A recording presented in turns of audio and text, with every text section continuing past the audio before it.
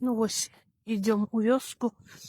Па ўспамінах старых людзей у нас тут у Ваўках было шмат даволі такі таленавітых людзей.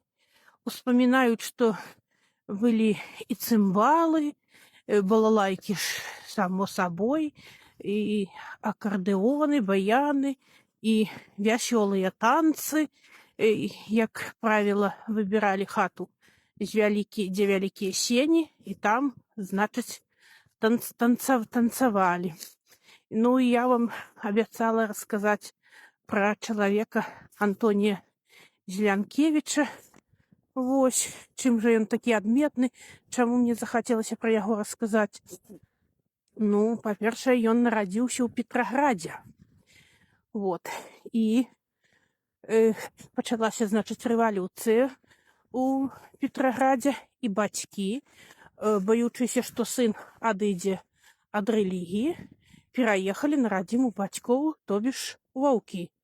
І там, ну, я сёння не пакажу, дзе быў іх хутар. І, значыць, гэты чалавек самастойна асвоіў нотную грамату, вот, без ніякай адукацыі. Вот, ён мог зрабіць усё.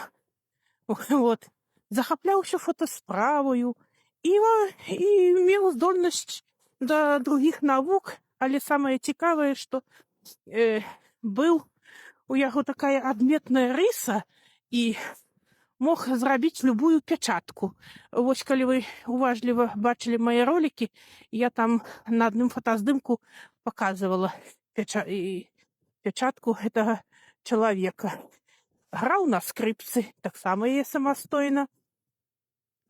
Это самае адолеў. Вот. І намаляваў, як ён яго там вырабіў сабе дыплом аб вышэйшай адукацыі, і ўсё жыццё адпрацаваў у меліярацыі і быў добрым меліяратарам. Вот. Цяпер, конечно, гэта немагчыма. Вот. А тады ці ніхто не правяраў, ці як там атрымлівалася, у вёсцы свае парадкі. Вот. Нават аднойчы расказвалі, ці праўда, ці не, чалавеку пагражала смерць. Вот. І ён дапамог яму. Я не ведаю там як, ну, чалавек застаўся жывы. Вот. А пачаліся ж ганенні на святароў, дык ён схаваў дзеркаўскага ксяндза Макшэцкага.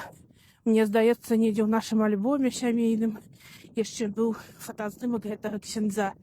Вот. За што ксёндз яму быў вельмі удзячны.